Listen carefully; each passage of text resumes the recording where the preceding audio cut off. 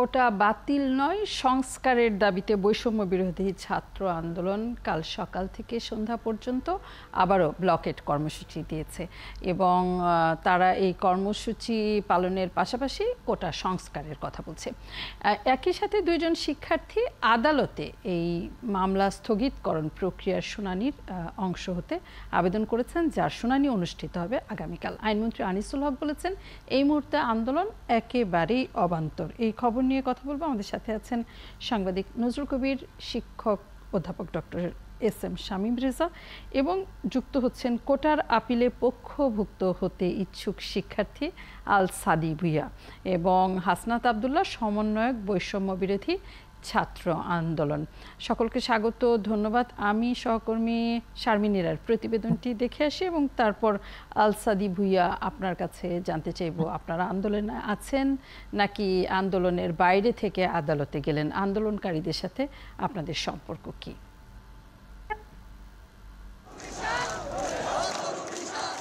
৫ June হাইকোর্টের দেয়া এক রায়ের পর থেকে সরকারি চাকুরিতে কোটা বাতিলের দাবিতে সড়ক অবরোধ করে আন্দোলন করছেন শিক্ষার্থীদের অনেকে। মঙ্গলবার কোটা পুনর্বহাল সংক্রান্ত হাইকোর্টের রায়ের বিরুদ্ধে ঢাকা বিশ্ববিদ্যালয়ের ২ শিক্ষার্থী আল সাদি ভুইয়া ও আহনাফ সাইদ খান আবেদন দায়ের করার জন্য হলফনামার অনুমতি চেয়ে আপিল বিভাগের চেম্বার আদালতে আবেদন করেন। তা মঞ্জুর করে বুধবার আপিল বিভাগে শুনানির জন্য নির্ধারণ করে আপিল বিভাগের চেম্বার বিচারপতি। এই জাজমেন্টটা হাইকোর্ট অ্যাপিলেট ডিভিশনের সামনে যেতে হবে। অ্যাপিলেট ডিভিশনের সামনে কিন্তু জাজমেন্ট এখনো পর্যন্ত সই হয় নাই। তো সেই পর্যন্ত আমরা সিএমপি ফাইল করেছি। আগামীকাল অ্যাপিলেট ডিভিশন আমাদের বক্তব্য শোনার পরে যে আদেশ দিবেন, আমরা সেই আদেশ অনুযায়ী কাজ করব। মঙ্গলবার দুপুরে সচিবালয়ের শিক্ষার্থীদের আদালতে আসাকে ইতিবাচক বললেন আইনমন্ত্রীও। রাজপথে এখানে আন্দোলন করে বা চেঁচামেচি করে বা বকাবাদ্য করে এটার কিন্তু নিরসন হবে না। আপিল বিভাগের যে মামলা, সেই মামলায় তারা পক্ষভুক্ত হওয়ার জন্য দরখাস্ত করেছে এবং এই পক্ষভুক্ত হওয়ার দরখাস্ত আমি যতদূর শুনেছি আগামীকালকে বোধহয় তার শুনানি হবে। তো সেই ক্ষেত্রে আমি তো মনে করছি যে তারা সঠিক পথে হাঁটছেন। এ সময় বিএনপি নেতা বেগম জিয়াকে স্থায়ী মুক্তি দেবার যে দাবি করছেন দলের নেতাকর্মীরা, সে বিষয়ে জানতে চান সাংবাদিকরা। যে খালেদা জিয়া মুক্ত, এই মুক্ত মানুষকে কি করে মুক্তি দিব আমি তো বুঝে উঠতে পারতেছি না। ২০২০ সালের ২৫ মার্চ খালেদা জিয়ার দণ্ড স্থগিত করে ২ শর্তে সরকারের নির্বাহী আদেশে তাকে মুক্তি দেওয়া হয়েছিল। তারপর থেকে আবেদনের ভিত্তিতে ৬ মাস করে তার মুক্তির মেয়াদ বাড়িয়েছে সরকার। শারমিনীরা, ৭১, ঢাকা। নজরুল কবির এবং অধ্যাপক শামীম রেজা যুক্ত থাকবেন আলোচনায়। আমি এই আলাপটি শুরু করতে চাই আল সাদি ভুইয়ার কাছ থেকে। আল সাদি ভুইয়া, আপনারাও এই কোটা সংস্কার বা বৈষম্য বিরোধী যে আন্দোলন চলছে তার অংশ কিনা? আপনারা যে দুজন আদালতে গেলেন, এটি আপনাদের একক সিদ্ধান্ত কিনা? এটি আন্দোলনের অংশ হিসেবে আপনারা গিয়েছেন কিনা? আদালতে যাওয়ার উদ্দেশ্যটা কি? জি, ধন্যবাদ। আমরা আসলে আমি ব্যক্তিগতভাবে আন্দোলনের সাথে জড়িত নয় এবং আন্দোলনের কোনো কিছুতে আমি নেই। আমি ব্যক্তিগতভাবে আন্দোলনকে পর্যবেক্ষণ করেছি, কয়েকবার আন্দোলন দেখতে গিয়েছি যে কি অবস্থা, শিক্ষার্থীরা কি করছেন। যখন দেখছি যে শিক্ষার্থীরা পড়াশোনার বাদ দিয়ে রাজপথে আন্দোলন করছেন এবং সেটি প্রায় ৮ দিন ধরে তারা আন্দোলন করেছেন, তো আমি দেখে নিজের মধ্যে হলো যে আমার নিজে একটা চিন্তা করেছি যে এটা আসলে কিভাবে সমাধান করা যায়। সে জায়গা থেকে আমি যারা আইন বিশেষজ্ঞ তাদের সাথে আমি কথা বলেছি। তারা আমাকে সাজেশন করেছে যে এটা হয়তো আপনারা রিড করতে পারেন। যদি আপনি, আমি বলছি যে আমি তো আন্দোলনকারী না, আমি তাহলে কিভাবে রিড করবো? তো এখানে যে কোনো শিক্ষার্থী উনি চাইলে আন্দোলনকারীদের পক্ষে শিক্ষার্থী হয়ে সে রিড করতে পারবে। তখন আমি সিদ্ধান্ত নিই এবং আমি কয়েকজনের সাথে শেয়ার করি। তখন একজন রাজি হয়েছে আমার সাথে যাওয়ার জন্য। পরবর্তীতে আরো কয়েকজন এসেছেন। এখন অনেকে আমার সাথে আছেন যে এই রিটের পক্ষে, তারা আমাকে সহযোগিতা করছেন কিংবা তারা আমার সাথে এই যে আমি যে মুভ করছি তারা আমার মুভের সাথে মানে সহযোগী হিসেবে থাকছে। আন্দোলনকারীদের সাথে আপনাদের কোনো যোগাযোগ হয়েছে? আমি ঢাকা বিশ্ববিদ্যালয়ের শিক্ষার্থী, আমার অনেক বন্ধুরা আন্দোলনে গিয়েছেন, অনেক ছোট ভাইরা আন্দোলনে গিয়েছেন, আমার বান্ধবীরা আন্দোলনে গিয়েছেন। সে জায়গা থেকে আমি তাদের সাথে কথা বলেছি, তাদের সাথে আমার কথা হয়। মানে বিশ্ববিদ্যালয়ের শিক্ষার্থী হিসাবে আমি ছাত্র সংসদের প্রতিনিধিও ছিলাম ডাকসুতে। 2019 সালের নির্বাচনে আমার হল সংসদের সাহিত্য সম্পাদক ছিলাম। শিক্ষার্থীদের সাথে আমরা সবসময় একটি নিয়মিত যোগাযোগ আছে। এই যে আপনারা আদালতে গেলেন বা আপনি আদালতে গেলেন, সেটি নিয়ে যারা আন্দোলনে আছে তাদের প্রতিক্রিয়া কি? তারা প্রতিক্রিয়া জানিয়েছে যে তারা হচ্ছে এটা তাদের বিষয় না, শিক্ষার্থীরা নিজে উদ্যোগে গিয়েছে, সেখানে তাদের কোনো মানে সংশ্লিষ্টতা নেই, তারা এটা তাদের ফেসবুক বিজ্ঞপ্তির মাধ্যমে তারা সেটা ক্লিয়ার করেছে। আগামীকালকে যে শুনানিটি হবে, এটি কি আপনারা পক্ষভুক্ত হতে পারবেন কিনা এর শুনানি, নাকি মূল মামলা সংক্রান্ত কোনো দিক নির্দেশনা চাওয়া হচ্ছে? আমরা আগামীকাল শুনানি হবে সেটা আমি জানিয়েছি, আগামীকাল শুনানি হবে এবং আমাদেরকে সকালে আদালতে থাকতে বলেছেন আমাদের অ্যাডভোকেট। কোন অংশটির শুনানি হবে, মানে আপনারা পক্ষভুক্ত, আদালত আপনাদেরকে পক্ষভুক্ত করলো কিনা? আমরা যে রিটটা করেছি সেই রিটে শুনানি। আপনারা আমাদের যে 5 জুলাই যে 5 জুন হাইকোর্ট যা রাইটিং দিয়েছিল যে কোটা পুনর্বহাল রাখার যে রাইটিং দিয়েছিল, আমরা সেটি স্থগিত দাবি করেছি এবং আমরা ব্যক্তিগতভাবে চাচ্ছি যে এটি স্থগিতের পরে সব পক্ষের সাথে আলোচনার মাধ্যমে এটি একটি যৌক্তিক সমাধানের মধ্যে আসে। আপাতত আগের যে রাইট ছিল, আগের যে পরিবর্তন ছিল সেটা যেন আপনারা স্থগিত চেয়েছেন এবং তারপর আলোচনার মাধ্যমে কোটার বিষয়টি সমাধানের দাবিতে এই রিট করেছেন। পরিষ্কার। নজরুল কবির, শামীম রেজা নিশ্চয়ই যুক্ত আছেন আলোচনায়। আমি হাসনাত আব্দুল্লাহ, আপনি শুনলেন আপনারই সহপাঠী যিনি আদালতের পথে হাঁটছেন এবং আগামীকালই এর শুনানি, খুব বেশি সময়ও লাগেনি। আপনাদের এটি নিয়ে অবস্থান কি? আদালত যদি এই প্রক্রিয়াটি স্থগিত করে তারপরও কাল আপনারা কর্মসূচি পালন করবেন কিনা? আচ্ছা, আমাদের যদি আগামীকাল যদি আদালত হচ্ছে তার এটি স্থগিত করে, অর্থাৎ 5 জুন যে রায়টি হয়েছে সেটি স্থগিত করা যদি করে, তার মানে ইতিবাচক, এবং এর মানে হচ্ছে 18 সালে যে পরিপত্রটি জারি করা হয়েছিল সেটিকে পুনর্বহাল করা হবে। 18 সালে যে পরিপত্রটি দেওয়া হয়েছিল সেটি মূলত হচ্ছে প্রথম এবং দ্বিতীয় শ্রেণীর যে কোটা রয়েছে সে কোটাকে বাতিল করে পরিপত্রটি দেওয়া হয়েছিল। কিন্তু এক্ষেত্রে একটা বিষয় রয়েছে, আমরা কিন্তু কোটা বাতিল চাইনি, আমরা 18 সালেও বাতিল চাইনি, আমরা 2024 সালেও বাতিল চাইনি, কারণ কোটা বাতিল কখনোই কোনো কনস্ট্রাকটিভ এবং কোনো সাস্টেনেবল সলিউশন না। কারণ কোটা যদি আমি বাতিল করে দেই, দেখা যাবে কি আজকে যে ঘটনাটা দাঁড়িয়েছে, মানে আজকে 2024 হচ্ছে, কিন্তু আমরা গত কয়েকদিন ধরে এই আলাপটিতে আছি হাসনাত আব্দুল্লাহ, ফলে আমরা আপনাদের অবস্থান এবং আজকেও দিনভর খবরের সাথে ছিলাম। তার মানে আদালত এখন কেবলমাত্র এই কোটা স্থগিত করলেই হবে না, আরো দীর্ঘমেয়াদী একটি কাজের মধ্যে, সংস্কারের মধ্যে আপনার কিন্তু আপনার যে সহপাঠী আলসাদি ভুইয়া, তিনি যে পথটা বেছে নিয়েছেন সেটি হচ্ছে তিনিও সংস্কার চান, আগে স্থগিত, এবং তিনি আদালতে গিয়েছেন। আদালত যদি সংস্কারেরও নির্দেশ দেয় সেটিও তো নিশ্চয়ই সরকারের জন্য পালনীয়, এবং সেটি হচ্ছে একটি শান্ত শৃঙ্খলিত এবং আদালতের মাধ্যমে, কারণ ঘটনাটি ঘটেছে আদালতে। সংস্কারের কোনো ফ্রেম দিয়ে দেয় বা সংস্কার করার জন্য গভর্নমেন্টকে বলে দেয়, তার মানে হচ্ছে আমরা যে নির্বাহী বিভাগকে অ্যাড্রেস করছি, তার মানে আদালত হচ্ছে নির্বাহী বিভাগকে অ্যাড্রেস করছে। তার মানে আমরা দুইজন, মানে দুইটা পক্ষ যদি আমি ধরি, তার মানে আমাদের তো আর আন্দোলন করার এখানে আর কোনো প্রয়োজন হচ্ছে না। তার মানে আন্দোলন তো এখানে আমাদের কন্টিনিউ করার আর কোনো প্রশ্নই আসছে না। কারণ আমরা যে উদ্দেশ্য, জি আমি জানি না নজরুল কবির, তাহলে কালকে আন্দোলন মানে রাস্তা ব্লকের জরুরি নাকি আদালতে যাওয়া জরুরি? আমি আমার কাছে এই মুহূর্তে ভিডিও ক্লিপটি নেই। আমি এই এখন যিনি কথা বললেন হাসান আব্দুল্লাহ, তার ভিডিও ক্লিপটি আপনাকে দেখাতে পারবো, যেখানে কোটা বাতিল করার সুস্পষ্ট কথা তিনি বলেছেন একাধিক বক্তৃতায়। আজকে প্রেস কনফারেন্সে এসে তারা তাদের অবস্থান পরিবর্তন করেছেন খানিকটা। আপনি যদি দেখেন ব্যানারে তারা সুস্পষ্টভাবে কোটা বাতিলের কথা বলে এসেছিল। এইটার ক্ষেত্রে গভর্নমেন্টের কোনো ইনভলভমেন্ট ছিল না।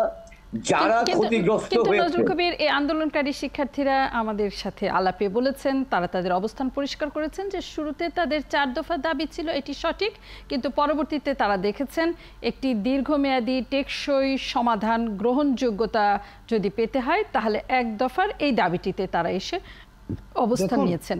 এতে অসুবিধা কোথায়?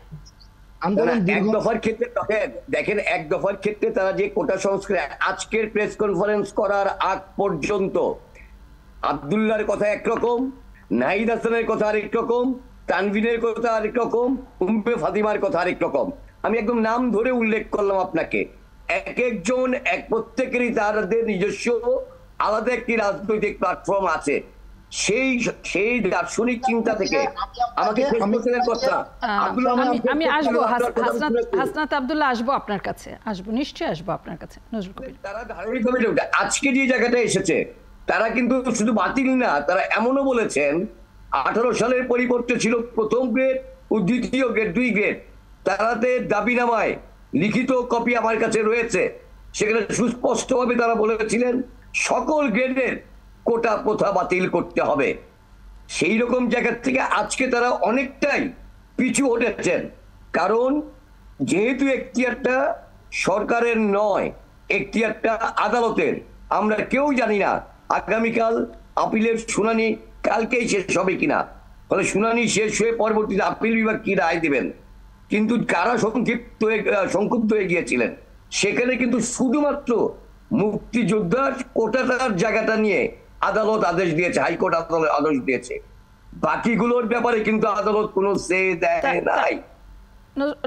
নজরুল কবির, আপনার আপত্তির জায়গাটা কি 4 দফা থেকে 1 দফায় আসাতে? না, এক দফা হওয়ার জন্য আমার আপত্তি টোটালি কোটার বিরুদ্ধে কথা বলাটা। আমি মনে করি ঢাকা বিশ্ববিদ্যালয় না, বাংলাদেশের কোন বিশ্ববিদ্যালয়ের ছাত্র, সুস্থ মস্তিষ্কের কোন ছাত্রছাত্রীর পক্ষে, শিক্ষার্থীর পক্ষে এই কোটার বিরোধিতা করার সুযোগ নেই।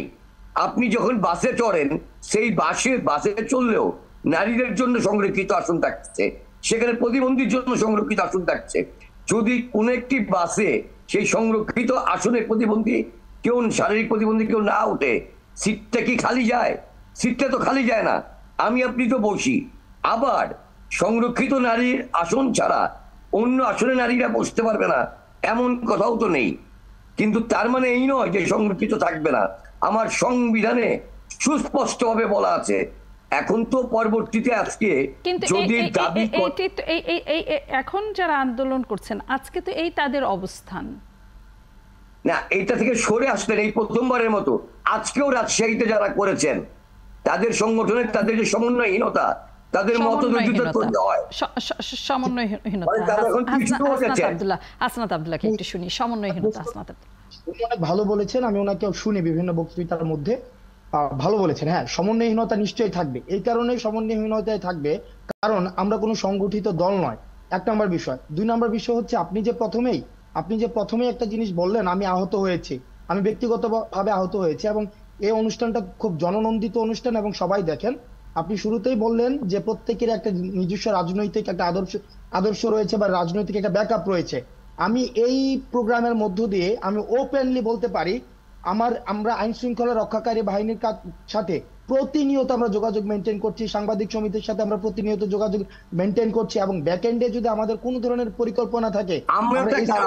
আপনি ব্যক্তিগতভাবে বলছেন না, আপনি আজকে নাহিদের পরিচয় কি? নাহিদ গণতান্ত্রিক ছাত্র শক্তির general secretary, member secretary, Umme Fatima ছাত্র ফেডারেশনের। আমি একটু শেষ করি, আমরা হাসনাত আব্দুল্লাহকে শুনি। এর মধ্যে নজরুল কবির 2টি তথ্য দিয়েছেন, যদি সেটি কভার করে আপনি কথা বলেন। হাসনাত আব্দুল্লাহ, একইভাবে নাহিদ যেভাবে ছাত্র শক্তির, একইভাবে আমাদের যে অন্যতম সমন্বয়ক সার্জিস কিন্তু ছাত্রলীগের হচ্ছে মনোনীত হল সংসদের সদস্য। আবার আমি হাসনাত আব্দুল্লাহ, আমার কোনো ধরনের রাজনীতি বা কোনো ধরনের কোনো কিছুর সাথে আমি ওপেন বলতে পারি, কোনো ধরনের সম্পৃক্ততা যদি কেউ দেখাতে পারে, কখনোই ছিল না। বরং আমি কালচারাল অ্যাক্টিভিজম, আমার হলে ডিবেটিং ক্লাবের তার মানে আপনার নেই কিন্তু কারোর আছে, তাই তো হাসনাত? বিষয়টা এরকম, আপনারা সবাই একত্রিত হয়েছেন প্রত্যেকটা দল। হ্যাঁ, প্রত্যেক যদি থেকে থাকে, যেমন সার্জিসের একটা রাজনৈতিক পরিচয় আছে, নাহিদের আছে, অর্থাৎ সব দলের ক্যাম্পাসে যারা রাজনীতি করছে, এখন কোন একটা যৌক্তিক আন্দোলনে যদি প্রত্যেকে অংশগ্রহণ করে, এখন আমাদের কি বা এটা কি কোনোভাবেই কি এটার কোনো ফ্রেমওয়ার্ক আছে যে আপনি এই রাজনীতি দল করেন বলে? সেটি নজরুল কবির বলেননি। নজরুল কবির এটি বলেছেন যে সকলেই বিভিন্ন রাজনৈতিক আদর্শ দল এটির সাথে যুক্ত, এটি বলেছেন। তিনি বলেননি যে এটি অপরাধ বা অবৈধ। আন্দোলনটা অনেকদিন ধরে চলছে। এখন সমন্বয়হীনতার যে কথাটা বলছেন, টু দ্য সাম এক্সটেন্ট আমি এটা মেনে নিচ্ছি, কারণ আমাদের যেহেতু আমরা একদম খুব সংগঠিত সুসংগঠিত একটা গোষ্ঠী, বা আমাদের খুব হিউম্যান রিসোর্স অনেক বেশি, আমাদের আস্তে আস্তে ব্যাপারগুলো হচ্ছে আমাদের নিজেদেরও বুঝতে হয়েছে। যেমন আপনাদের প্রোগ্রামের মধ্যে দিয়ে আমরা এনলাইটেন্ড হয়েছি, আমরা যারা পলিসি মেকার আছে তাদের সাথে আমরা কথা বলেছি। আমরা চাকরি প্রার্থী, আমরা চাকরি নিয়ে পড়াশোনা করছিলাম, হঠাৎ করে যখন এই ধরনের পরিস্থিতি এসেছে, ইভেন আমাদের কোটা নিয়ে আমাদের পর্যাপ্ত কিন্তু এগুলো সবই পরিষ্কার। হাসনাত আব্দুল্লাহ, আপনারা দায়িত্ব নিয়ে আন্দোলনটি করছেন, সে কারণে আপনাদের সাথে কথা বলা, এবং আমরা এটি বুঝি যে এত বড় একটি আন্দোলনের মধ্যে তাৎক্ষণিকভাবে সমন্বয় করাটা খুব সহজ নয়। কিন্তু আপনি বললেন যে যদি কাল আদালত বা বৃহস্পতিবার পূর্ণাঙ্গ বেঞ্চেও শুনানি আছে আপিল আবেদন সংক্রান্ত এবং মামলা রায়টি স্থগিত করা নিয়ে, এবং যদি আদালত কালকে এই সিদ্ধান্ত দেয় যেটি আপনাদের দাবির সাথে মিলে, তাহলে আর আপনারা কর্মসূচি পালন করবেন না। তাহলে এই যে আদালতে গেল আপনাদের সহপাঠীদের কয়েকজন গিয়ে, তারা যদি এটিতে সফল হয়, এই কয়দিন যে মানুষের সীমাহীন দুর্ভোগ, বা কালকে আপনারা যে কর্মসূচি দিয়েছেন সকাল থেকে, আপনি জানেন এইচএসসি পরীক্ষা চলছে, 13 লাখ পরীক্ষার্থী, কাল কিভাবে তারা পরীক্ষা কেন্দ্রে যাবেন, এই যে একটা অবস্থা, সেটি খুব অপরিহার্য ছিল কিনা, নাকি এটি আদালতে অন্তত কালকের দিনটি ফয়সালা করার জন্য অপেক্ষা করার সুযোগ ছিল? হাসনাত, আমি অধ্যাপক শামীম রেজাকে একটু শুনে আসি। আদালতে গিয়ে নয়, নজরুল কবির, আমি আগে একটু শামীম রেজাকে শুনতে চাই। অধ্যাপক শামীম রেজা আমাকে আব্দুল্লাহ, আপনার কাছে আসবো, আমি সবগুলো প্রশ্ন নিয়ে নিই। জি, শামীম রেজা। নজরুল কবির ভাই এক ধারায় প্রশ্ন করছেন, তো দুজনই আমার সম্পর্কের শিক্ষার্থী, সন্তান সম। হয় না যে প্রশ্নে অনেক সময় প্রথমে কঠিন প্রশ্ন থাকে, তারপর একটু সহজে আমরা দিই যে অন্তত ছেলেটা বা মেয়েটা যেন ভালো লিখতে পারে, অনেকটা সেদিক থেকেও। আমার যদি হাসনাদের কাছে এই প্রশ্ন হয় যে হাসনাত, আপনারা সবশেষ দাবি করেছেন, এর আগের বিষয়গুলো তো নজরুল ভাই বলছেন, আপনি উত্তর দেবেন, যে 5% কোটা আপনারা এক ধরনের সার্ভে করেছেন, এক ধরনের মাঠ পর্যায়ে জরিপ করে একটা প্রস্তাব দিয়েছেন। ধরুন যদি আপিলে এমন হয় যেটা 10% হতে পারে, এটা রিভিউ যেতে পারে, আগের অবস্থাও থাকতে পারে, তো যদি 5%-এর উপরে হয়, ধরুন যদি বলছি এটা একেবারে 12 হতে পারে, 13 হতে পারে, 15 হতে পারে, নাও হতে পারে, তাহলে আপনাদের কাছে গ্রহণযোগ্য হবে কিনা? মানে আপনারা তো 5% বেঁধে দিলেন। আর সাদের কাছে প্রশ্ন রাখি, সাদের সাথে আমার 1-2 দিন পরপরই দেখা হয়, এমনি সাংবাদিক সমিতিতে আছে, কোনো না কোনো ভাবে দেখাই হয়। সাদি, আমার প্রশ্ন হলো যে যেখানে এটা তো সরকার পক্ষই আপিলে যাচ্ছেন, তাই না, এটা তারাই দায়িত্ব নিচ্ছেন, তা আপনি শিক্ষার্থী হিসাবে এই পক্ষভুক্ত হলে কি আপনি নতুন কিছু যোগ করবেন, মানে কি ভ্যালু অ্যাড করবেন আপনি, যেহেতু আন্দোলনকারীরা আবার বলছেন যে আপনার এটা আলাদা? একেবারেই পরিষ্কার দুটি প্রসঙ্গ। আর আমার বক্তব্য হচ্ছে, রাত পেরোলে যে এইচএসসি পরীক্ষা, সেই পরীক্ষার্থীদের বিষয়টি রাস্তায় আপনারা কিভাবে বিবেচনা করবেন? আমি নিজে দেখেছি, আপনারাও নিশ্চয়ই দেখেছেন, অ্যাম্বুলেন্স যাওয়ার জায়গাটিও নেই, 4 ঘন্টা 5 ঘন্টা করে মানুষ রাস্তায় একই জায়গায় আটকে বসে আছেন। আগামীকাল সকাল থেকে এই কর্মসূচি আসলে কি মাত্রা যোগ করবে? হাসনাত আব্দুল্লাহ, আগে আপনাকেই শুনি। জি, আমাকে যে প্রথমের যে প্রশ্নটা করা হয়েছিল যে আন্দোলনটা আজকের এই পর্যায়ে আসার পিছনে, যে আজকে যে সাদি, আজকে যে আমি যদি বলি সাদি সংক্ষুব্ধ হয়ে, ইন্টারেস্টেড গ্রুপ হয়ে আন্দোলন করেছে, দেখেন এটা কিন্তু একটা প্রেশার ক্রিয়েটের কারণেই হয়েছে। আমি প্রেশার ক্রিয়েট শব্দ চয়নটা এই ক্ষেত্রে অ্যাপ্রোপ্রিয়েট কি না সেটা আমি আমার ব্যক্তিগতভাবে আমি এই শব্দটা আমার কাছে ভালো লাগে না, কারণ প্রেশার ক্রিয়েটের মধ্য দিয়ে করা হবে একটা শিক্ষার্থীর মধ্য থেকে। আমরা প্রত্যাশা করি এগুলো আপনারা আমাদের থেকে প্রত্যাশা করেন না, বা আমরা এই কারণে পড়াশোনা করছি না যে গভর্নমেন্টকে প্রেশার ক্রিয়েট করবো রাস্তার মধ্যে, কিন্তু পরিস্থিতিটা এই পর্যায়ে পৌঁছেছে। কিন্তু আমরা যখন প্রথমেই আমরা দাবিটা জানিয়েছিলাম, বা প্রথমেই আমরা যখন বলেছিলাম, যদি আমাদের কাছে কর্তৃপক্ষ বা পলিসি মেকাররা আমাদেরকে বলতেন যে আমরা এই বিষয়টা, আমি বিগত ব্যাখ্যায় যাওয়ার জন্য যে পরিমাণ সময় দরকার এই মুহূর্তে আমার কাছে নেই হাসনাত। আমি আপনার কাছে যে প্রশ্নটি করেছেন শামীম রেজা, সেটির যদি উত্তর দেন আপনি, এবং কাল সকাল 10টা থেকে এইচএসসি পরীক্ষা আছে, ফলে এই সময়ে আপনাদের এই শিক্ষার্থীরা কিভাবে আসলে পরীক্ষা কেন্দ্রে যাবে, এবং তাদের পরীক্ষা শেষ হবে একটাই, তারা কিভাবে বাড়ি ফিরবে? স্কুলগুলোতে পরীক্ষা চলছে, স্কুলের শিক্ষার্থীরা কিভাবে যাওয়া আসা করবে?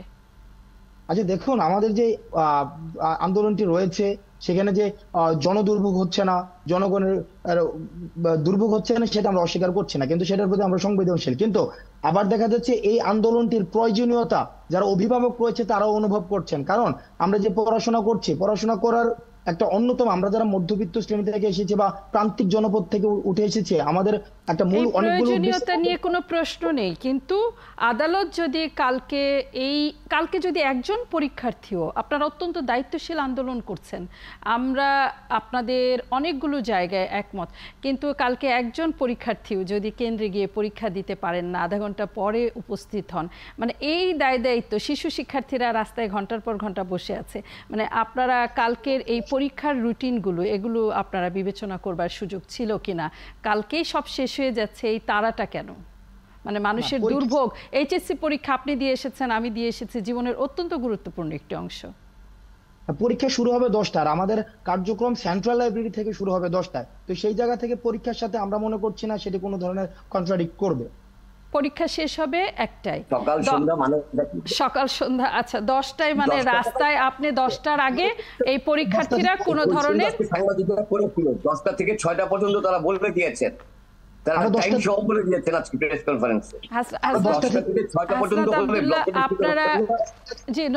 আলোচনাটি শেষ করতে হবে। হাসনাত আব্দুল্লাহ, আপনারা বলেছেন যে নানান রকম মানুষ এক হয়ে এরকম একটি আন্দোলন তৈরি করছেন, আপনি দায়িত্ব নিয়ে বলবেন কিনা যে 10টার আগ পর্যন্ত যারা পরীক্ষা কেন্দ্রে যাবেন তাদের জন্য রাস্তাঘাটটা যেন দয়া করে একটু মানে বাধা না দেওয়া হয়, এটা দায়িত্ব নিয়ে আপনারা বলতে পারেন কিনা? 2 ঘন্টা পরে যদি রাস্তা ব্লকেট করেন খুব ক্ষতি হয় কিনা?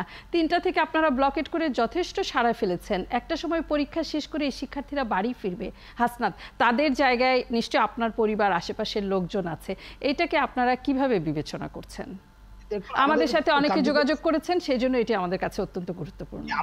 আমাদের কার্যক্রম শুরু হবে 10টা থেকে, পুনরাবৃত্তি করছি একই বিষয়টা, সেটা হচ্ছে যে পরীক্ষার সাথে কন্ট্রাডিক্ট করবে না। ফিরতি পথে যে অসুবিধা হবে সেটা সাময়িক অসুবিধার সাথে আমরা সংবেদনশীল।